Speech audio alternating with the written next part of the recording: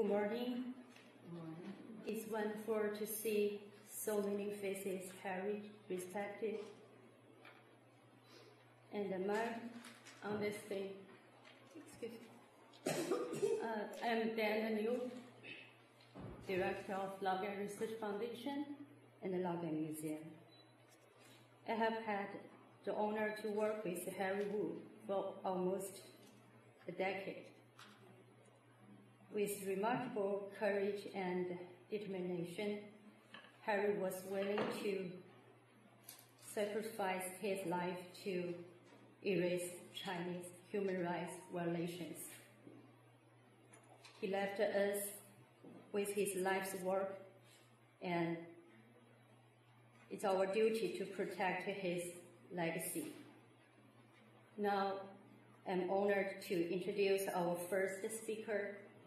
She helped Harry with his release in 1995 and has always supported Harry and the causes of the Laogai Research Foundation. Please welcome House Democratic Leader Nancy Pelosi. Thank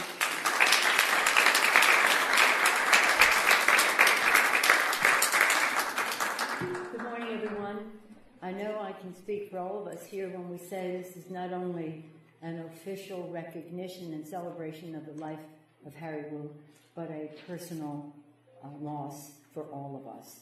Harry was like family to all of us because he, in his way, so strongly influenced who we all would become. I know that when Harry first came into our offices, I know Frank Wolf will speak to this, and by the way, I have a short period of time. I have so much I want to say about Harry. Let me see. I'll say what an honor it is to be with all of these people on the schedule, on the agenda, without mentioning all the names because that'll come out of the time.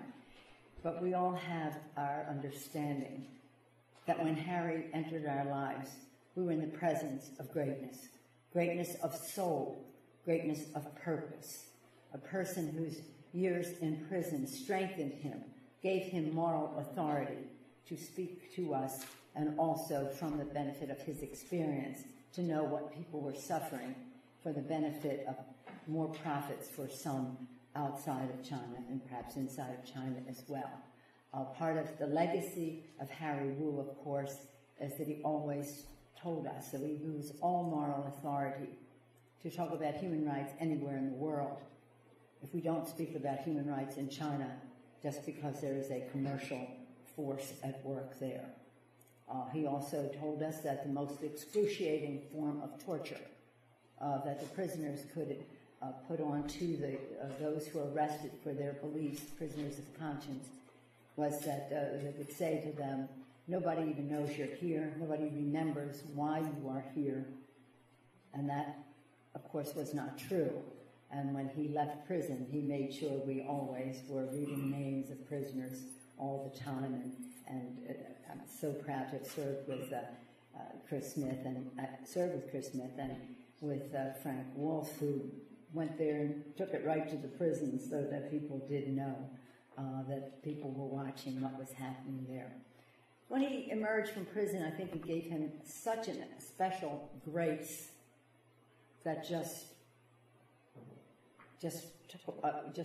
captured all of us.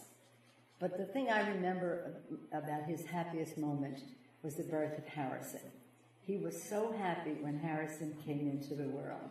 He just was, it was a remarkable, remarkable thing. Ching Li, you know what that did for him. It was like renewal, hope, a future. Just talked about him all the time, Harrison, what you were doing, when you started to read, what you were doing, this, that, and so very, very proud of you.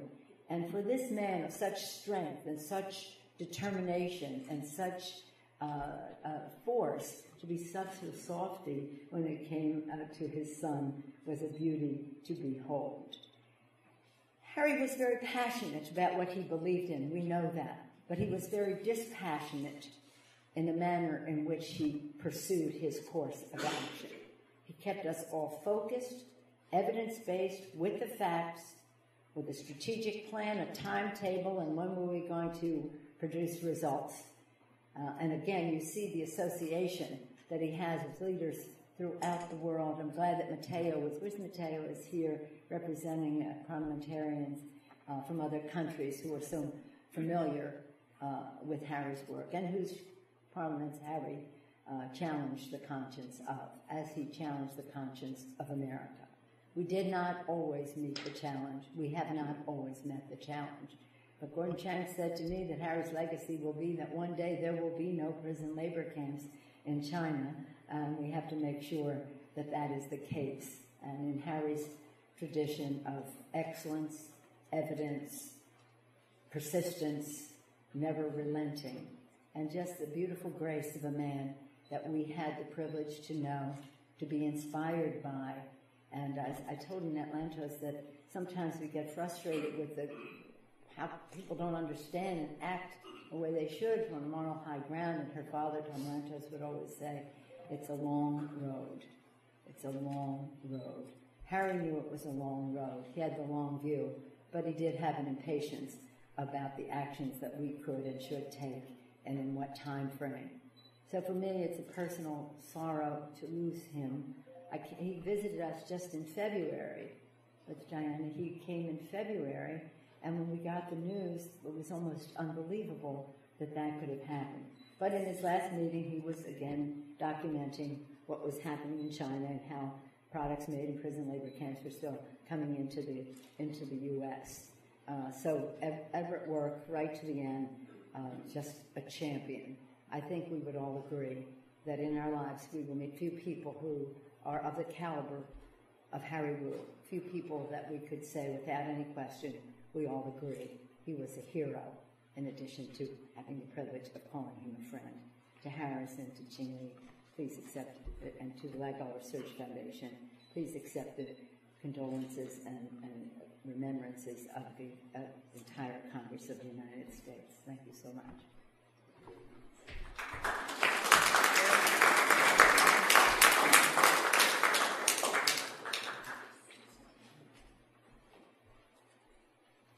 Thank you very much for the leader speaker. Our next speaker is Harry's friend. He also helped Harry with his release in 1995. In February this year, he toured Laogai Museum and continued talks Chinese policy. Please welcome former Congressman, Mr. Frank Wolf.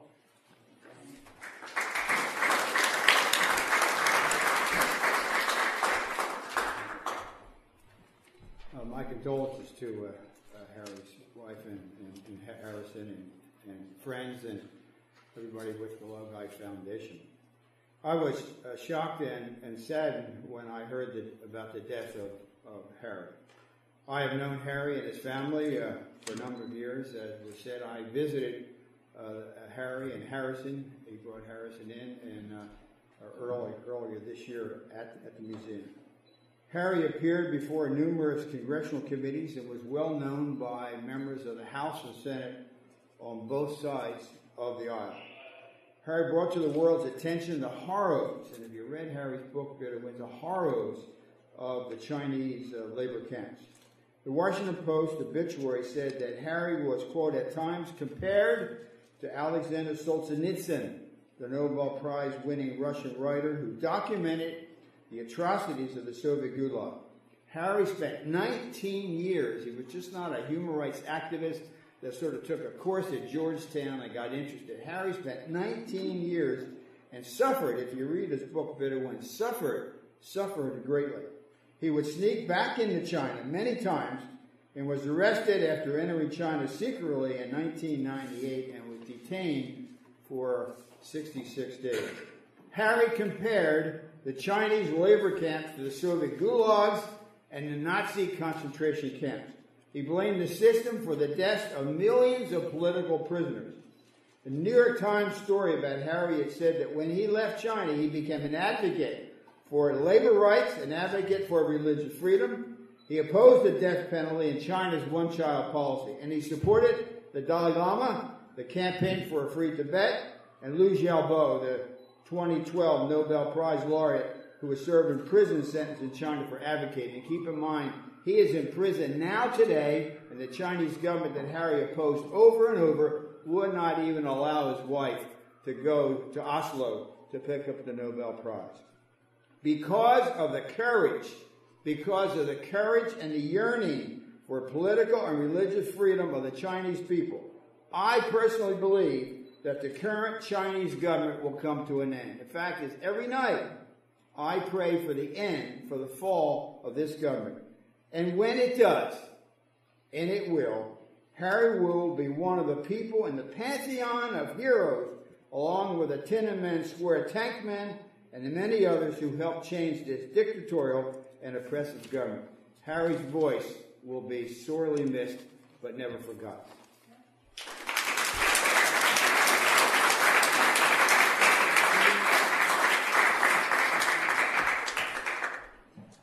Thank you, Ms. Worf. The next speaker is Harry's friend. She has seen firsthand repercussions of communism regimes. Today, we appreciate the support she has given to Harry. Please welcome Congresswoman Ileana Ros-Lehtinen. Thank you.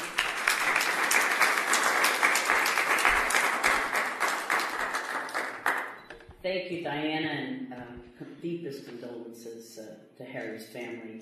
For many of us here in Congress, Harry's was truly an indispensable voice, fighting constantly to expose China's horrific brand of repression when few others had the will to do so.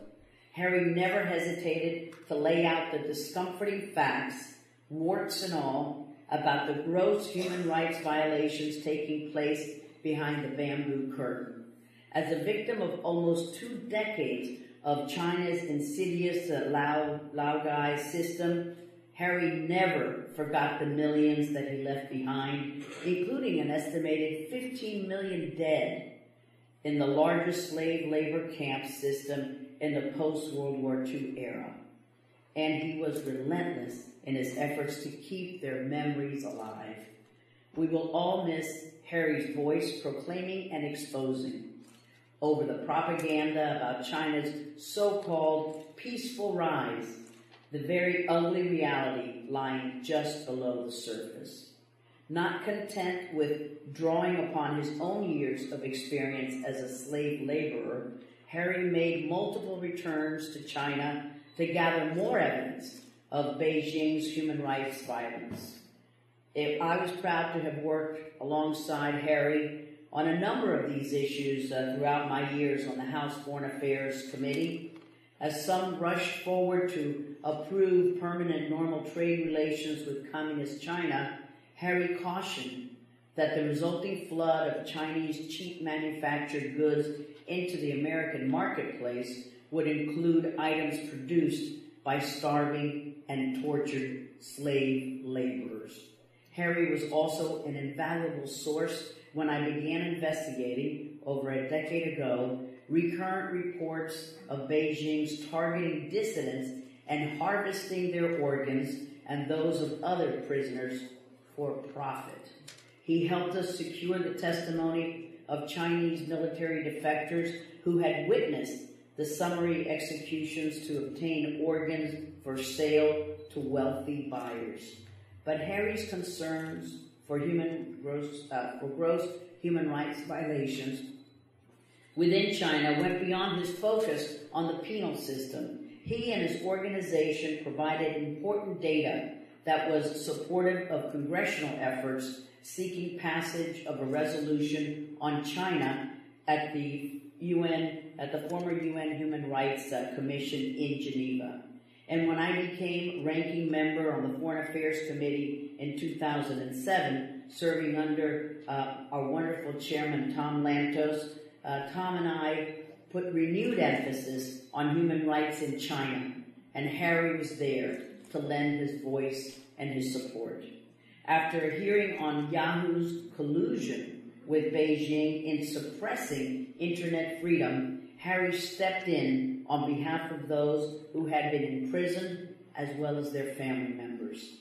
In one of his last visits to Capitol Hill, Harry talked about his experiences in China, reminding us that it was the Soviets who helped set up Beijing's gulags, and reprimanding all of the U.S. administrations which had chosen to ignore China's human rights abuses in favor of increased commerce and business.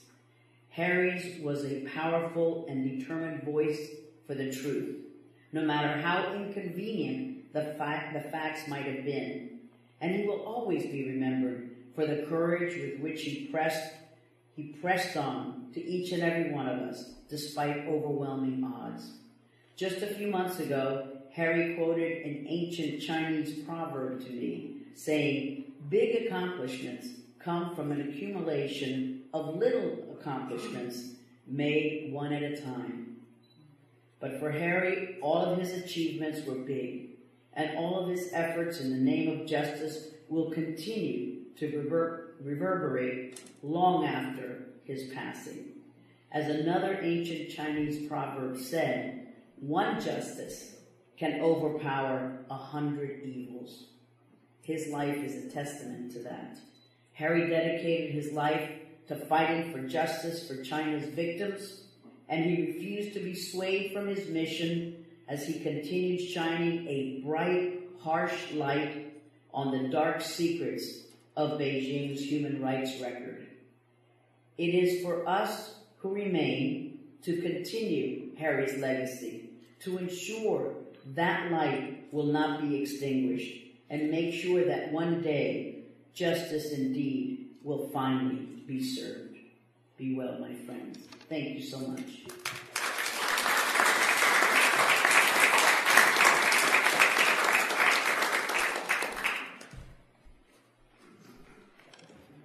Thank you, Ms. Lehtinen. In 1997, Harry met Ms. Kennedy at an organized protest against Chinese communism. From then on, Harry was invited for interviews, conferences, and included in her book, Speak Truth to Power.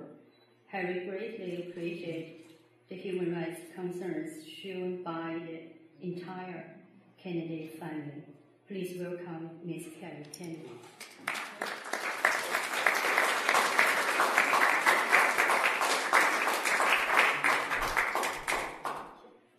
Thank you. Harrison Tingley. Harry Wu was truly great. I met Harry in the early 1990s at an Amnesty International event here in Washington, D.C., where he spoke about his time in the Chinese Laogai. We quickly became friends, and a few years later I interviewed him for a book I was writing on human rights defenders around the world. He spoke about his idyllic childhood and the rigors of his Jesuit education, which he credited with teaching him to express his opinion and speak truth to power. He said Chairman Mao first encouraged everyone to openly criticize the regime, but a few months later, Mao declared that the enemies have exposed themselves, and that there were anti-revolutionary activists on every college campus, and then set up a quota system for identifying them. With no real criteria, the university's administration focused on how Harry had once questioned the Soviet Union's invasion of Russia, and he was sentenced to life in prison. Harry spoke of the dehumanization process in the labor camps, the mindless brutality, the gruesome torture.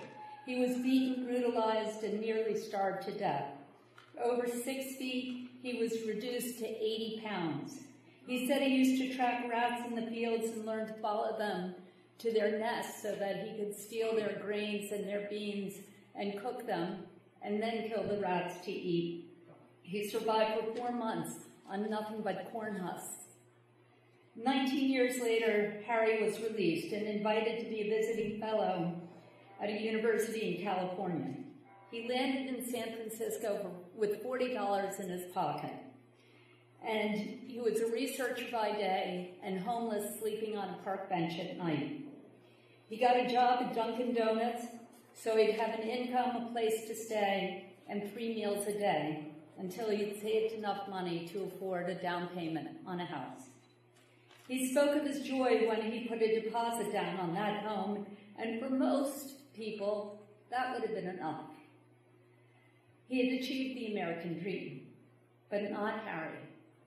While Harry made for himself a relatively comfortable and prosperous life in the United States, he also spoke of the gnawing inside which would not let him abandon the agony of the Laogai. Harry risked everything to return to China to document the Laogai system and to awaken the world to the horror in our midst. After Tiananmen, he got a hidden camera, returned to China, got a policeman's uniform, snuck into a prison, and showed the world the realities of the Laogai. For that, he became #1 on China's most wanted list.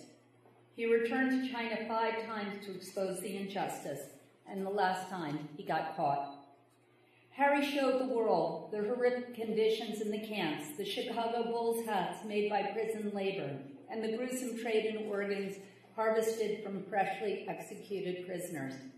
Because of his efforts, the word Laogai was included in the Oxford English Dictionary, and the world learned about the tens of millions of forced abortions perpetrated under China's one-child policy. Harry Wu was a rare human being. Courage is not an accurate word to describe his valiance of heart and absolute determination to withstand the grave personal consequences in his quest to end the horror and the cruelties of the Laogai.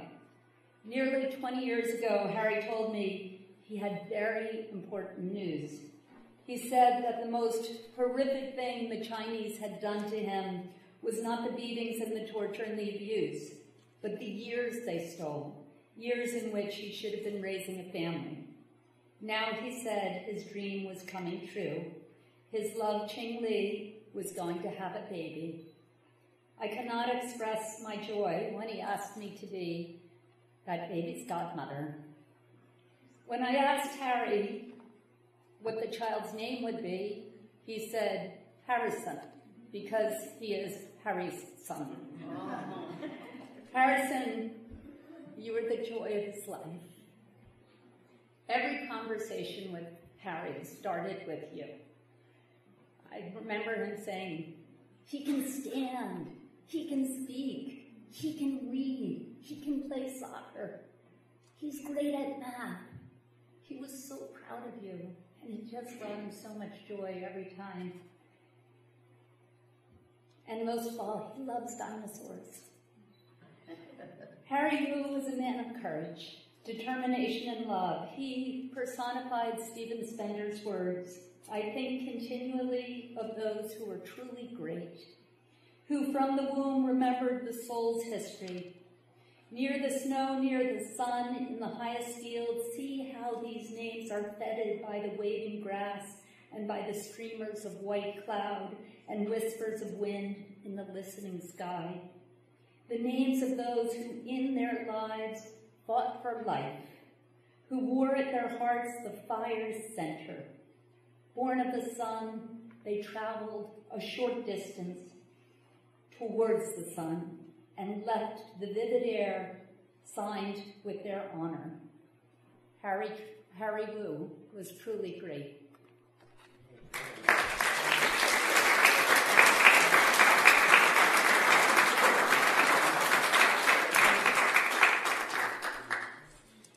Thank you very much, Kerry.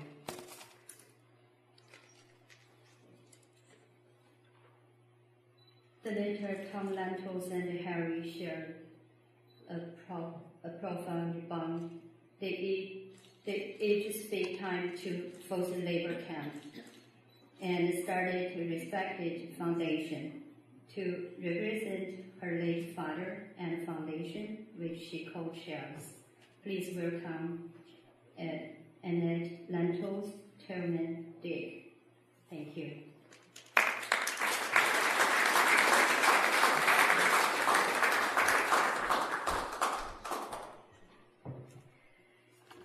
It is an honor to remember a hero of our time, Mr. Harry Wu. scholar and survivor of the insidious system of incarceration and indoctrination known today as the Laogai prisons. Mr. Wu, after decades of physical and mental abuse and humiliation, did what many choose to avoid. He returned to those dark, frightening places of his past to seek out and defend those still suffering and to maintain the memories of those whose history would have been obliterated by oppression. The remarkable Mr. Wu was much admired by my father, Tom Lantos, the only Holocaust survivor ever elected to serve in the U.S. Congress. They were united as brothers in a battle for human rights, which they fought against foes they knew too intimately. There were many interesting coincidental commonalities in their stories. Born almost exactly 9 years apart, each at the age of 19 had life-altering experiences. Mr. Wu, at 19, encouraged by the admonitions to use candor during the Let 100 Flowers Bloom campaign in China, expressed concern at the Soviet repression of the 1956 revolution in my father's homeland, Hungary, which this year marks the 60th anniversary of that revolution. For those remarks endorsing freedom in my father's homeland, Mr. Wu was subjected to 19 years of unspeakable suffering in the Laogai system he later exposed as a massive Chinese Gulag archipelago of slave labor, torture, and starvation. My own father, after losing most of his family in World War II, was able to leave Hungary almost 10 years before that revolution in 1956 with a scholarship to study in the United States at the age of 19. Both men, Mr. Wu, after his 19 years of incarceration, became students in the system of the University of California. Both, after a period of adaptation to lives in a land where freedom is the often unappreciated norm, dedicated themselves to speaking out against political oppression and for the human rights of those still being subjected. Dad was an ardent fan of Harry Wu. While still a relatively low-ranking member of the Congress, he repeatedly invited Mr. Wu to testify before the Human Rights Caucus of the House, which he had established with his Republican colleague, Congressman Porter. He also asked Mr. Wu to testify before the Foreign Affairs Committee to share the experiences he and so many millions endured in China. It was only later that my father realized that Mr. Wu was a constituent in his own congressional district in California. Together, Harry Wu and my dad were able to do a lot of good. At a time when there was great enthusiasm for improving trade relations with China, these two men stood together to witness to the world of unspeakable travesties, such as the killing of political prisoners to use their organs. They worked to open the eyes of Congress to those horrors, imploring our nation not to focus on the economy while tacitly endorsing such evil. Harry was the hero here. My father only helped him get attention he needed and deserved. They formed a genuine mutual admiration society bound together by disgust at the inhumanity of those in powerful places. Our family is so grateful to be here today. My father often reminded us that the veneer of civilization is paper thin. We are its guardians and we can never rest. I feel my dad's pleasure to be represented at Mr. Wu's memorial. They work together here, and I feel they will continue to work together where they are now to support the work of recording the past and informing the future that this Laogai Research Foundation is carrying forward. Thank you so much.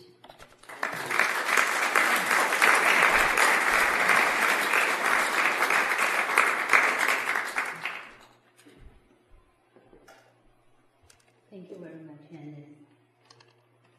As representative of His Holiness the Dalai Lama, Mr. Aukatsang has been given the opportunity as spokesperson in North America. He and Harry had the same goals in mind, and their friendship remains. To say a few words on behalf of Dalai Lama, please welcome Mr. Kaydor Aukatsang. Thank you.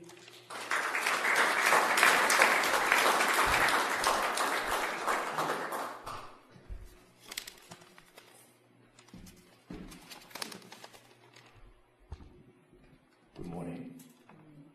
On behalf of His Holiness Dalai Lama, the Central Tibetan Administration, and the Tibetan people, I would like to offer my deep condolences and prayers to the family of the late Mr. Harry Wu.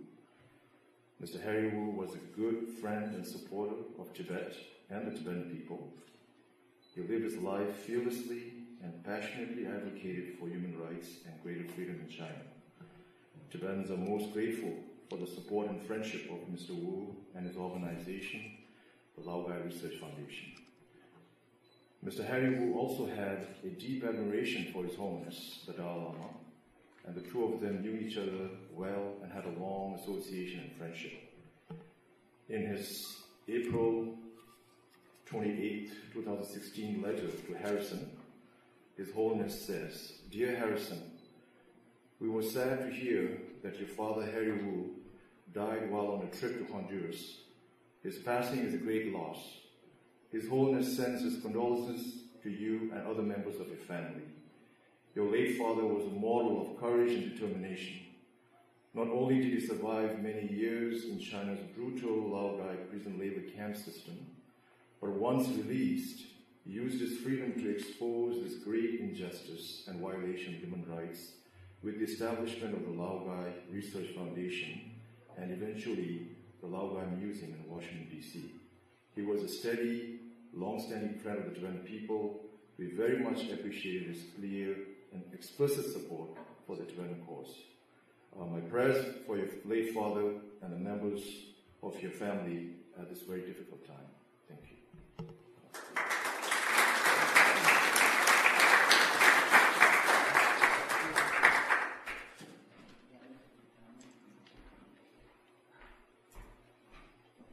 Thank you, Peter. Thank you very much. Harry excelled at surrounding himself with leaders during Laogai Research Foundation hardest time. Mrs. Noonan provided the necessary guidance for the Laogai Research Foundation. She is here to help spread Harry's message on behalf of the Laogai Research Foundation Board. Please welcome Mrs. Noonan.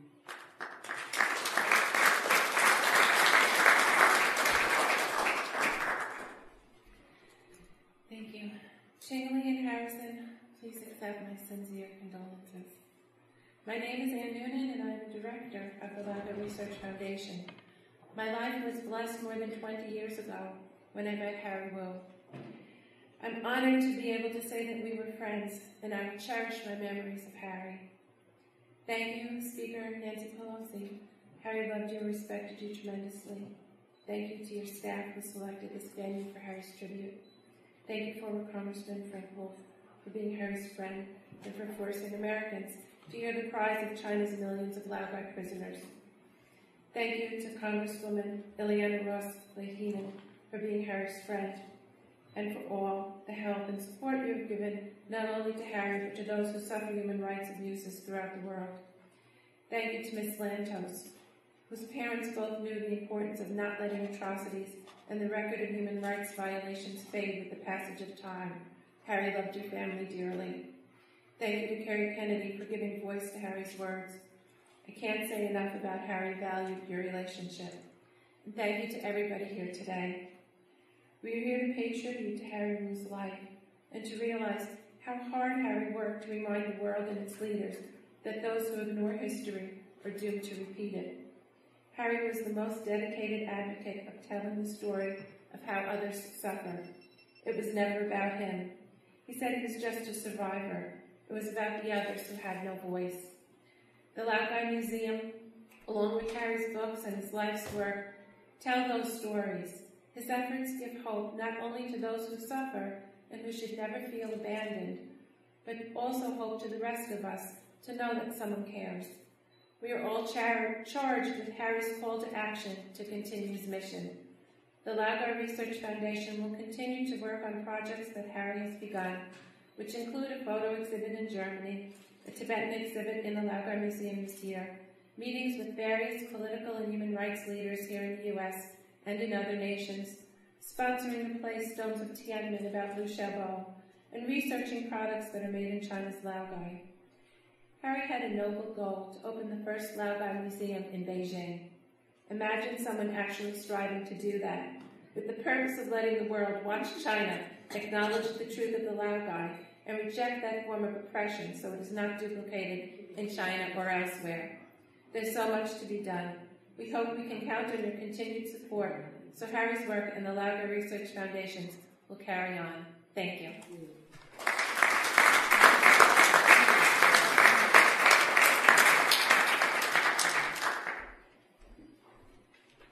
Thank you, Anne. In February this year, Harry went to the German Parliament and held a hearing with the chairman of Human Rights Committee in Germany. So today we welcome representing the Laogai Research Foundation, European Coalition, Peter Mueller, to make a short speech.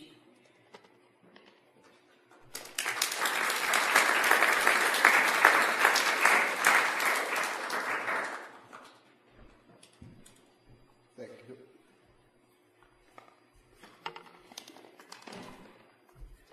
Just a remark in front.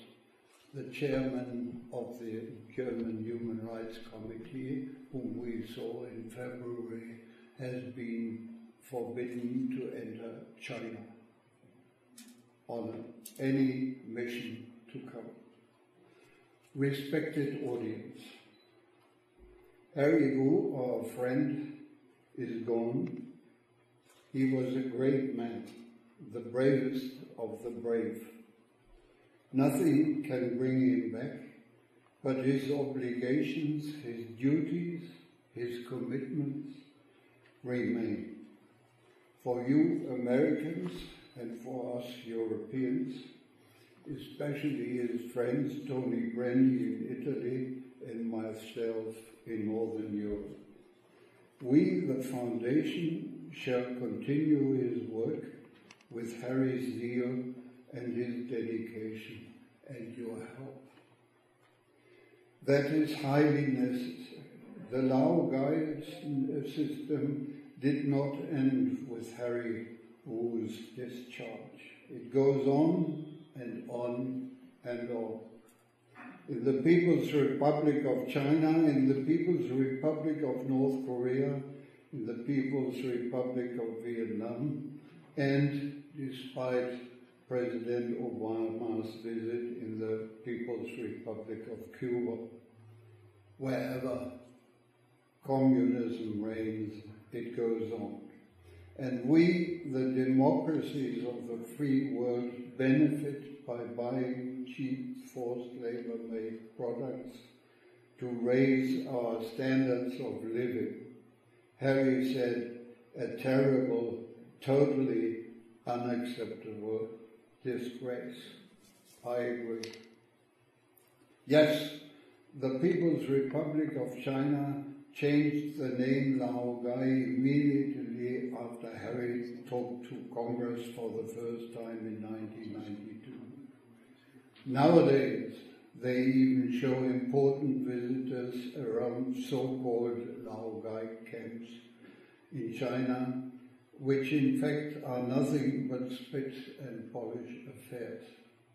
Czech diplomats told me, but we saw the fear in their eyes. Imagine 19 long years, 12 to 14 hours daily hard labor, plus 2 hours of communist nonsense and indoctrination, 7 days a week, no medical treatment, torture, solitary confinement, no letter from home, no laughter, no smile, no music. Scarce food, hunger, just because some cruel dictator does not do alike what you think or say. communist charity at its best. Harry left us another important legacy. He wants and urges us to have a Laogai Museum in Beijing. This will not become a reality in my lifetime, but it is a legacy with politicians of the free world should remember when dealing with the People's Republic of China. Harry, you are now sailing on the eternally free ocean into a better world. You've done all and everything a human being could possibly do to fight Laogai. Farewell, my friends.